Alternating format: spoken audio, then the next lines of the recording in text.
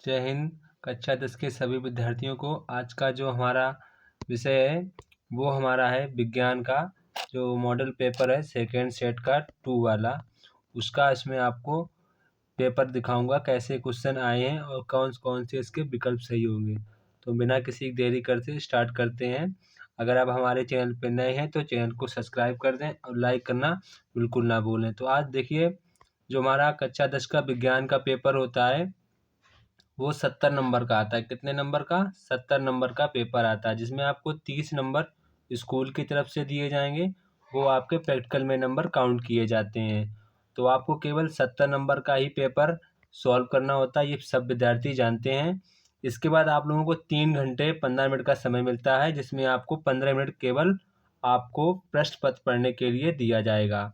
तो ये पेपर कितने खंडों में बटा होगा? ये हमारा पेपर 3 खंडों में बटा होता है, ये आप लोगों को पता होना चाहिए। फिर हम लोग पेपर को खंड वाइज सॉल्व करते हैं। और आप लोगों को मल्टीपल जो चॉइस क्वेश्चन पेपर में आएंगे वो आप लोगों को OMR शीट पर भरने होंगे। किस पर भरने होंगे दोस्तों? OMR sheet. देखो साफ साफ यहाँ पे लिखा OMR शीट पर भरने होंगे। ये आप लोग पेपर को घर पर पढ़ लेंगे, क्या किसमें कैसा करना है, क्या चीज़ का प्रयोग नहीं करना है। यहाँ पे आप लोगों को इसमें दिया गया है केवल नीले और काले बॉल पॉइंट का इससे ही गोले OMR शीट को भरना है। इसके अलावा आप कोई भी पेन प्रयोग नहीं कर सकते हैं नीले और काले के सिवा। और बॉल पेन मतलब कि डॉट पेन यूज करना है, ना कि जेल वाला। आप लोगों को डॉट पेन से, डॉट ब्लैक या ब्लू पेन से ही गोले को भरना है।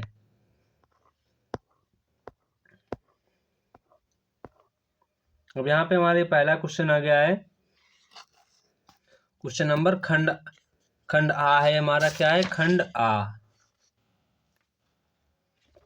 तो हमारा खंड आ का पहला प्रश्न है, किसी वस्तु का वास्तविक एवं बड़ा प्रतिबिंब बनाने के लिए उसे अपतल दर्पण की किस स्थिति पर रखना होगा? इसका सही जवाब होगा हमारा वक्ता केंद्र और फोकस के बीच में। वक्ता केंद्र और फोकस के बीच में। इसके बाद हमारा नेक्स्ट क्वेश्चन है, किसी भी लेंस की क्षमता की इकाई होती है। क्वेश्चन नंबर 2, किसी भी लेंस की क्षमता की इकाई होती है। इसका हमारा सही आंसर होगा प्रति मीटर। क्या होगा? प्रति मीटर। इसके बाद हमारा नेक्स्ट क्वेश्चन है, एक श्वेत प्रकाश किरण जब किसी प्रकाश के त्रिकोणीय प्रिज्म से होकर गुजरती है तब उसके रंगों में अलग अलग विक्षेपण होता है। सबसे अधिक विचलन किस रंग के लिए होता है? तो हमारा इसका सही जवाब होगा बैगनी। कौन सा आंसर होगा? बैगनी। इसके बाद हमारा नेक्स्ट क्वेश्चन है, सूर्य श्वेताभ प्रतीक होता है, मतलब कि सूर्य जो है लाल रंग का क्यों प्रतीक होता है, ये आप लोगों को बताना है। तो इसका सही जवाब हमारा होगा ऑप्शन नंबर 3। श्वेताभ में होता है सफ़ेद रंग के समान, मतलब कि सफ़ेद रंग के समान जो हमारा सूरज है कब प्रतीत होगा, ये क्वेश्चन पूछा गया है।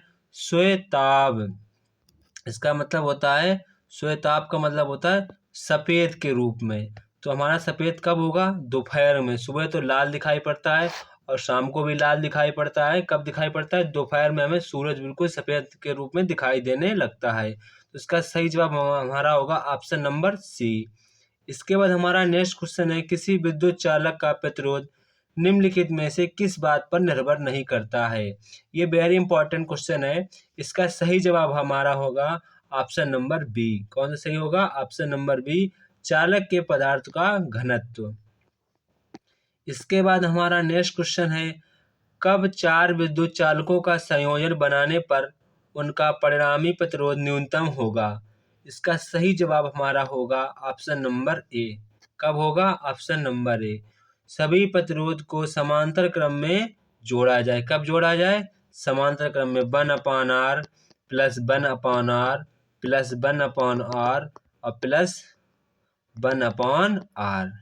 ये आप लोगों को समांतर संयोजन श्रेणी का फार्मूला होता है। किसमें जोड़ना चाहिए? समांतर क्रम में। इसका सही आंसर होगा ऑप्शन नंबर ए। इसके बाद हमारा नेक्स्ट क्वेश्चन है क्वेश्चन नंबर 7, एक विद्युत धारावाही चालक के कारण उत्पन्न चुंबकीय क्षेत्र की दिशा ज्ञात करने के लिए निम्नलिखित में से किस नियम की सहायता लेते हैं? इसका हमारा सही आंसर होगा option number C. Option number C हमारा राइट आंसर होगा, दाहिने हाथ के अंगूठे का नियम।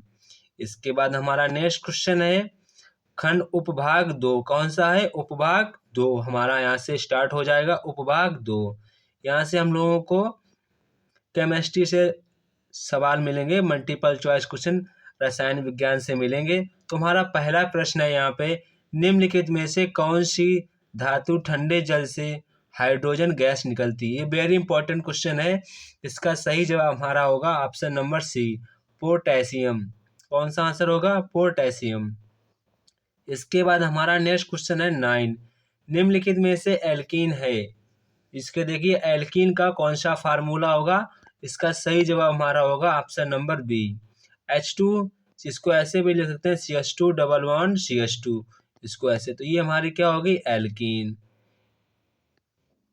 इसके बाद हमारा नेक्स्ट क्वेश्चन है क्वेश्चन नंबर 10, 1 बिलियन लाल लिटमस को नीला कर देता है, इसका pH मान संभव है। इसका सही जवाब हमारा होगा option number D. Option number D हमारा इसका राइट आंसर होगा।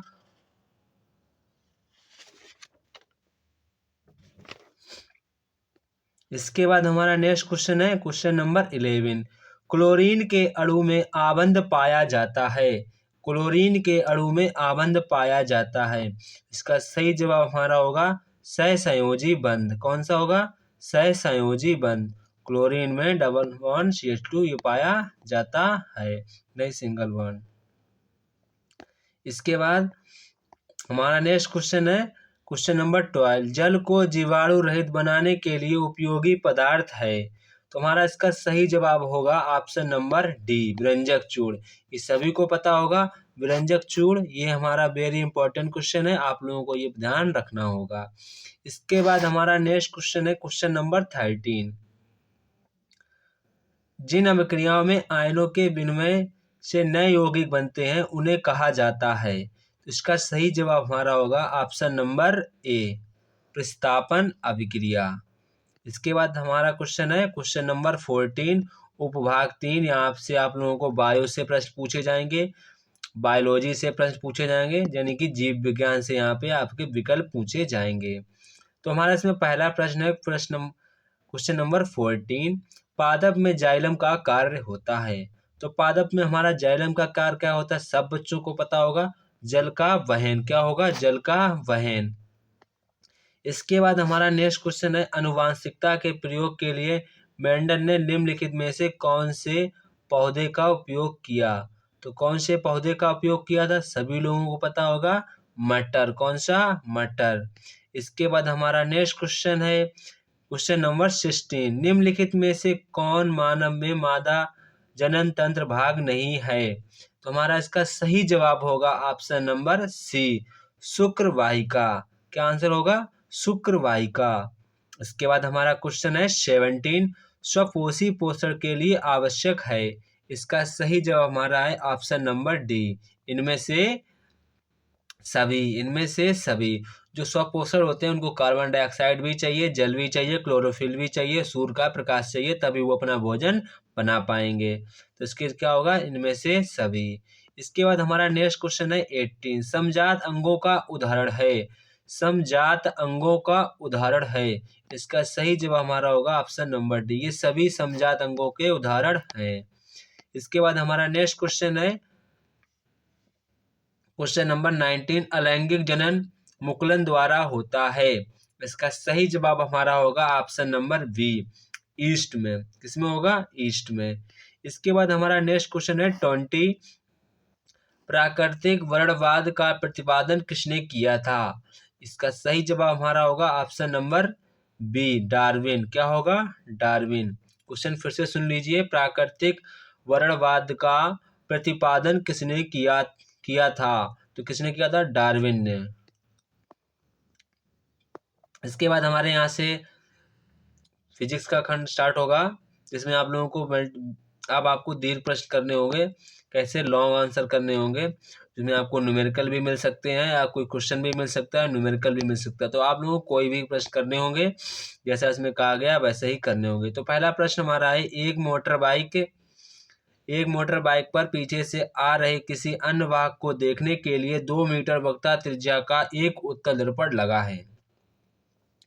बाइक के पीछे से आ रहे वाहन जिसकी दूरी मोटर बाइक से किसी समय 4 मीटर की है, तो गणना करके बताइए कि उसका प्रतिबिंब दर्पण में कितनी दूरी पर और कहाँ दिखेगा। किरण आकार भी समझाइए। किरण जो आरेख है वो आपको बनाना है। तो हमारा इसका जो आंसर होगा वो आंसर होगा कितना होगा, दर्पण से जो दर्पण का जो ध्रुव होता है, पहले देख लीजिए, जो हमारा ये लगा होगा,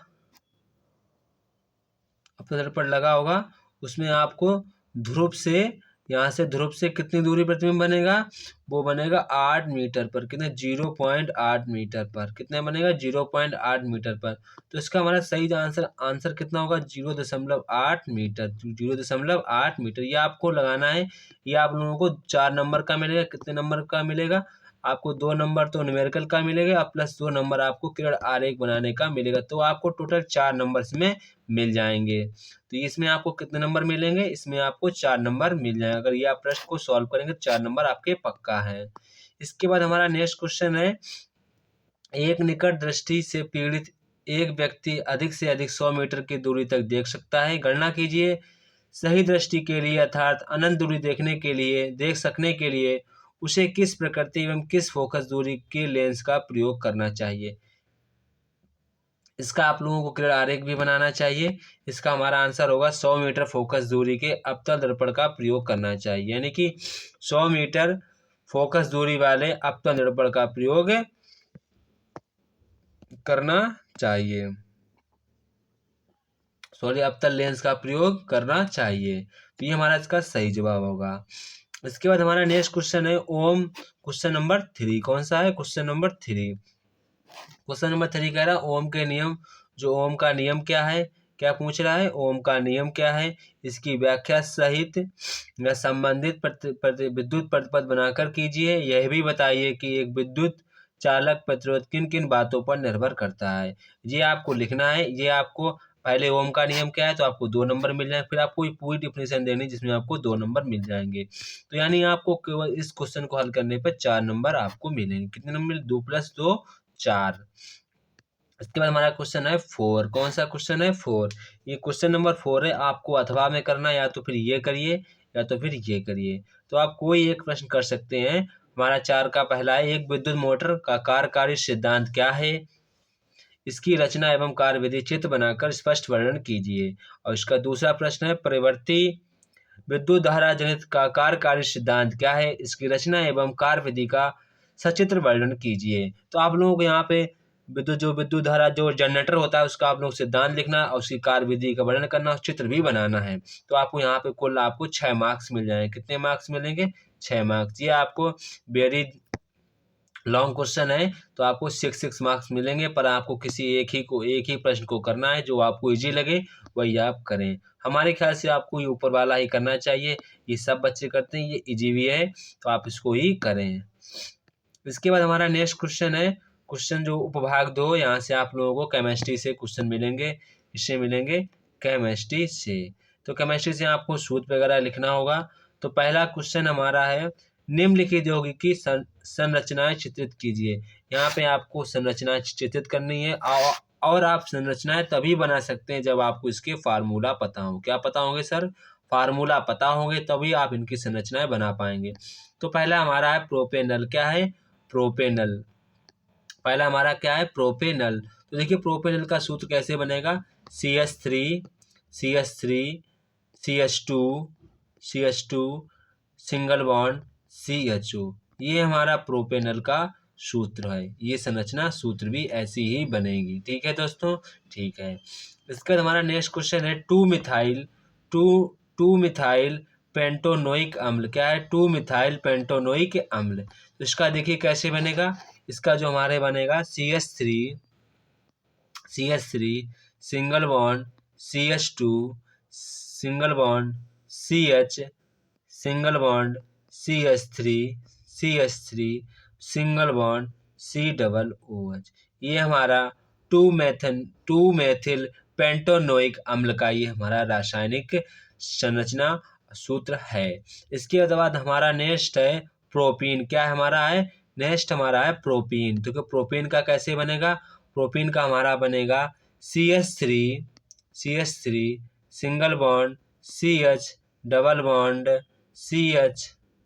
CH2। ये हमारा प्रोपीन का संरचना सूत्र है। इसके बाद हमारा नेक्स्ट है 2 मेथिल ब्यूटेनॉल। देखिए 2 मेथिल ब्यूटेनॉल का कैसे बनेगा? वो हमारा बनेगा CH3 single bond CH2 single bond single bond OH और सिंगल बॉन्ड CH3। इसके बाद इधर होगा हमारा CH3, इधर भी होगा। ठीक है, ठीक। इसके बाद देख लीजिए, इसके बाद वही है, यहाँ पे आप लोग क्वेश्चन हल करने हैं। सोडियम मैग्नीशियम एल्युमिनियम के तत्व हैं जिनकी संयोजकताएं इलेक्ट्रॉनिक क्रमशः आपको 1 2 3 है। इनमें से किसी एक परमाणु त्रिज्या अधिकतम है। कौन सबसे कम क्रियाशील है? प्रत्येक के लिए कार्य सहित उत्तर दीजिए। ये आपको करना है, आपको 4 नंबर मिलेंगे। उसके बाद हमारा नेक्स्ट क्वेश्चन है, निम्नलिखित अभिक्रियाओं में से प्रत्येक के लिए संतुलित समीकरण लिखिए। यहाँ पे आप लोगों को संतुलित समीकरण लिखना है, एक एक नंबर मिलेगा। तो पहला हमारा है प्लास्टर ऑफ पेरिस। आपको रासायनिक समीकरण लिखना है। क्या लिखना है? रासायनिक समीकरण को लिखना है। तो प्लास्टर ऑफ पेरिस में किससे क्रिया कराएं? जिससे जिप्सम बन जाए। तो ये आपको रासायनिक समीकरण लिखना है। इसका रासायनिक समीकरण होगा CaSO4 डॉट 1/2 H2O। ये हमारा प्लास्टर ऑफ पेरिस का सूत्र है। फिर से एक बार सही से लिख दे रहे हैं, CaSO4 डॉट 1/2 H2O। ये हमारा जिप्सम का प्लास्टर ऑफ पेरिस का सूत्र है। फिर यहाँ आप जल से क्रिया कराएंगे 1/2 H2O। यहाँ पे आप एरो करेंगे तो यहाँ पे आपका क्या बनेगा? यहाँ पे आपका जिप्सम बन जाएगा CaSO4 डॉट 2H2O। ये आपकी पहली रिएक्शन जो है plaster of Paris plus dot dot arrow gypsum, ये आपका इसका आंसर होगा। इसके बाद हमारा नेक्स्ट है हाइड्रोजन प्लस क्लोरीन। तो हाइड्रोजन प्लस क्लोरीन क्रिया कराएंगे तो क्या बनेगा? देखिए हाइड्रोजन प्लस क्लोरीन क्रिया कराएंगे तो हमारा बनेगा 2HCl। क्या बनेगा? 2HCl। इसके बाद हमारा नेक्स्ट है zinc carbonate arrow zinc oxide से क्या बनेगा? तो यहाँ पे जिंक कार्बोनेट आपको लेने हैं ZnCO3 आपको गर्म कर देना है। क्या बन जाएगा? आपका बनेगा ZnO। क्या बनेगा? ZnO प्लस आपका बनेगा CO2। क्या बनेगा? CO2। ये आपकी रिएक्शन होगी। इसके बाद हमारा है मैग्नीशियम। क्या है? मैग्नीशियम। तो मैग्नीशियम का सूत्र होगा Mg प्लस आप करेंगे 2HCl प्लस आप 2HCl करेंगे, फिर आप एरो देंगे तो एरो के नीचे हमारा क्या बनेगा? Magnesium chloride. ये लिखा है मैग्नीशियम क्लोराइड, तो आपको मैग्नीशियम क्लोराइड प्लस हाइड्रोजन, ये आपका इसका आंसर होगा। इसके बाद हमारा है बेरियम क्लोराइड सल्फ्यूरिक अम्ल arrow dot dot plus hydrochloric अम्ल। इसका देखिए रासायनिक सूत्र क्या होगा? इसका होगा बेरियम क्लोराइड का BaCl2 प्लस H2SO4। इसके बाद आप एरो लगाएंगे। क्या लगाएंगे? एरो। फिर आप लिखेंगे BaSO4, फिर प्लस लिखेंगे, फिर 2HCl। क्या लिखेंगे? 2HCl। ये आपका ई वाले का आंसर हो जाएगा। इसके बाद है silver nitrate plus sodium iodide arrow dot dot sodium nitrate. इसका देखिए क्या होगा? इसका आपको होगा सोडियम नाइट्रेट AgNO3 और प्लस Na यानी कि सोडियम आयोडाइड। आपको फिर एरो लगाना होगा। फिर आपको लिखना होगा, यहाँ पे लिखना होगा, क्या लिखना होगा? क्या प्रोडक्ट बनेगा? वो बनेगा सिल्वर आयोडाइड और प्लस बनेगा सोडियम नाइट्रेट। ये लिखा सोडियम नाइट्रेट फार्मूला होता है NaNO3। ये आपके सारे हो गए। इसके बाद आपको टिप्पणी करनी, या तो आपको ऊपर वाला प्रश्न करना होगा, या तो फिर आप ये नीचे तीनों की टिप्पणी कर देंगे तो आप इसको भी आपको 6 नंबर मिलेंगे। करने पर कितने नंबर मिलेंगे? 6 नंबर ये आप लोगों को करने पर मिलेंगे। या तो आप ऊपर वाला करें, या तो सारी अभिक्रियाएं करें, या तो फिर आप नीचे वाला ही करें। तो इसके बाद आप कोई भी कर सकते हैं। इसके बाद हमारा खंड नया उपभाग 2 चालू होता है। इसका पहला प्रश्न हमारा है मेंडल के नियम लिखने हैं और उनको उचित चित्रों द्वारा समझाइए। चित्र बनाकर भी आपको समझाना है। इसे आपको 4 नंबर मिलेंगे करने पर। इसके बाद क्वेश्चन नंबर 9 हमारा है पुष्प में निषेचन क्रिया को प्रदर्शित करने पर स्त्री केसर कि लंब काट का नामांकित चित्र बनाना, उसका वर्णन भी करना है। इसके बाद हमारा नेक्स्ट क्वेश्चन है, क्वेश्चन नंबर ये सारे क्वेश्चन बायो से संबंधित हैं। इसका पहला प्रश्न हमारा क्वेश्चन नंबर 10 है, वन संरक्षण क्यों आवश्यक है, उसका वर्णन कीजिए। आपको वन के बारे में लिखना है, वन संरक्षण क्यों आवश्यक है, उसका आपको वर्णन करना है। वन हमारे लिए क्यों जीवन में आवश्यक है, उनके ऊपर आपको एक निबंध जैसा लिख देना है। वो आपको 4 नंबर मिलेंगे, विद हेडिंग सहित आपको लिखना होगा। इसके बाद हमारा क्वेश्चन है, वक्राणु नेफ्रॉन की संरचना एवं उनकी कार्यविधि का वर्णन करना है। या तो आप ये करिए, या तो आप फिर नीचे वाला कर दीजिए। मानव के पाचन तंत्र का नामांकित चित्र बनाइए और पोषण क्रिया को समझाइए। या तो आप ये करिए, या तो फिर आप ये करिए। इसके बाद हमारा क्वेश्चन खत्म हो गया, यहीं तक ये पेपर था। ये हमारा कौन सा सेट था, क्वेश्चन 824 ई के, कौन सा था, 824 ई के। ये हमारा अनसॉल्व पेपर अग्रवाल का, आपके पास जो सेट होगा अग्रवाल, कौन सा होगा, अग्रवाल का। उसमें आपका मॉडल पेपर में जो अनसॉल्व सेट, उसमें आपको सेट 2 मिलेगा। कौन सा मिलेगा, सेट 2। ये मैंने आपको प्रॉपरली बता दिया कौन कौन से इसके विकल्प सही होंगे और कौन कौन से आंसर सही हैं और कैसे आपको क्या करना है। आप लोगों को, अगर आप हमारे चैनल पर नए हैं तो चैनल को सब्सक्राइब कर दीजिए और लाइक कर दीजिए, दोस्तों को, फ्रेंड को शेयर कर दीजिए। हम आपको पेपर से पहले बहुत ही important question, very very important question बताएंगे, जिनको आपको तैयार कर लेने हैं, जिससे आपकी परीक्षा में अच्छी सी मार्किंग हो जाएगी। तो दोस्तों हम लोग मिलते हैं नेक्स्ट वीडियो में, तब तक आप सभी को जय हिंद।